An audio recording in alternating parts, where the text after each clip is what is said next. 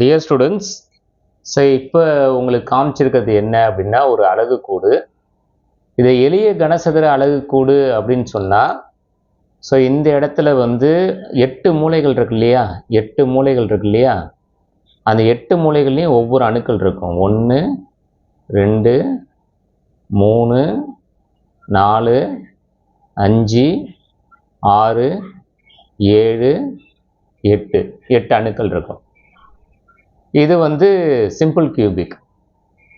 இதே வந்து பொருள்மைய கனசதுர அலகுக்கூடு அப்படின்னு சொன்னா, அதாவது பிசிசி பாடி சென்டர் கியூபிக் அப்படின்னு சொன்னா, இந்த அலகுக்கூட்டோட பாடி, அதாவது இந்த அலகுக்கூட்டை பிளந்து அது உள்ள ஒரு அணு இருக்கிற மாதிரி அர்த்தம்.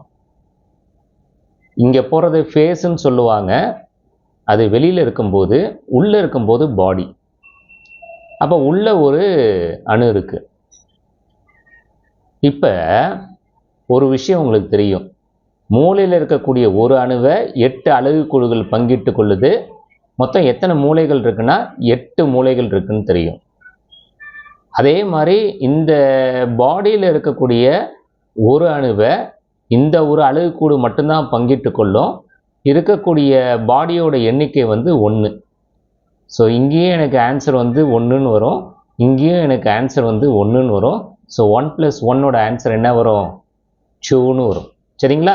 அப்போ பொருள்மைய கனசதுர அலகுக்கூட்டில் உண்மையாகவே இருக்கக்கூடிய அணுக்கள் எத்தனை அப்படின்னு பார்த்தீங்கன்னா, கார்னரில் 1, அது ஏற்கனவே தெரியும் நமக்கு. அதோட பாடி, அதாவது மையத்தில் பார்த்தீங்கன்னா 1. ஆக மொத்தம் எத்தனை அணுக்கள்? உண்மையாகவே ஒரு பொருள்மைய கனசதுர அலகுக்கூட்டில் இருக்கக்கூடிய அணுக்களோட எண்ணிக்கை எத்தனை? 1. இதை நம்ம எப்படி திரும்ப எழுதலாம்? கார்னரில் இருக்கக்கூடிய ஒரு அணுவை 8 அலகுக்கூடு பங்கிட்டுக்குது. கார்னரோட எண்ணிக்கை எத்தனை? நம்பர் ஆஃப் கார்னர்ஸ் எத்தனை? 8. ப்ளஸ் பாடியில் இருக்கக்கூடிய ஒரு அணுவை எத்தனை அலகுக்கூடுகள் பங்கிட்டு கொள்ளுது? அந்த ஒரு அலகுக்கூடு தான். Number of bodies 1. சரிங்களா? அப்போ 1/8 into 8, number of corners 8 plus இதை சிம்பிளிஃபை பண்ணால் 1. இதுவும் கேன்சல் ஆனால் 1 + 1. 1 + 1ஓட ஆன்சர் 2. அப்போ ஒரு பொருள்மைய கனசதுர அலகுக்கூட்டில் உண்மையாகவே இருக்கக்கூடிய அணுக்களோட எண்ணிக்கை எத்தனை? 2. சரிங்களா? பொருள்மைய கனசதுர அலகுக்கூட்டுக்கு என்ன சரி எக்ஸாம்பிளாக சொல்லலாம்? சீசியம் குளோரைடு அப்படிங்கிறத எக்ஸாம்பிளாக சொல்லலாம். என்னத்தை எக்ஸாம்பிளாக சொல்லலாம்? Caesium chloride. சரிங்களா? அப்போ உங்களுக்கு பாடி சென்டர் கியூபிக் தெரியுதா? சரி, இப்போ இதிலே அணைவி என்னன்னு கேட்பாங்க. மையத்தில் இருக்கக்கூடிய ஒரு அணுவை சுற்றி எத்தனை அணுக்கள் இருக்கு பாருங்க. 1 2 3 4 5 6 7 8. ஒரு படிகத்தில் மைய அணுவை சுற்றி எத்தனை அணுக்கள் இருக்கோ அதுக்கு பேர் தான் நம்ம என்ன சொல்லுவோம்னா அணைவி எண் அப்படின்னு நம்ம சொல்லுவோம். என்னன்னு பேர்? அணைவு எண்.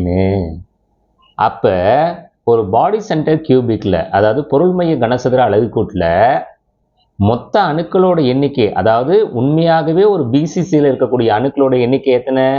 2. ஆனால் அணைவு எண் என்ன அப்படின்னு கேட்டால் என்ன நம்ம சொல்லலாம்? 8. அணைவு எண்ணுன்னா என்ன சார்? மையத்தில் இருக்கக்கூடிய ஒரு படிகத்தில் மையத்தில் இருக்கக்கூடிய ஒரு அணுவை சுற்றி இருக்கக்கூடிய அணுக்களோட மொத்த எண்ணிக்கை, இதுக்கு பேர் தான் வந்து கோஆர்டினேஷன் நம்பர். அதாவது என்ன சொல்லுவாங்க? அணைவி எண். இப்போ இது உங்களுக்கு விஷயம் புரியுதா உங்களுக்கு? சரிங்களா? பாடி சென்டர் கியூபிக்னா 8 மூலை இருக்கும், ஒரு மையம் இருக்கும். மூலையில் ஒவ்வொரு அணுக்கள் வீதமாக 8 அணுக்கள் இருக்கும். மூலையில் இருக்கிற ஒரு அணுவை 8 அலகுக்கூடுகள் பங்கிட்டுக்குதுன்னா மூலைகளோட எண்ணிக்கை 8. மையத்தில் இருக்கிற ஒரு அணுவை ஒரு அலகுக்கூட்டு பங்கிட்டுக்குதுன்னா மொத்த மையத்தோட எண்ணிக்கை 1. ஆக மொத்தம் உண்மையாகவே ஒரு படிகத்திலேருந்து ஒரு பிசிசி அலகுக்கூட்டை நம்ம வெளியில் எடுத்தால் அதில் இருக்கக்கூடிய நம்பர் ஆஃப் ஆட்டம்ஸ், அணுக்களோட எண்ணிக்கை எத்தனை? 2. ஆனால் அணைவு எண் என்ன 8. இது முக்கியமான கொஸ்டின் டியர் ஸ்டூடெண்ட்ஸ், பார்த்துக்கணும். சரிங்களா?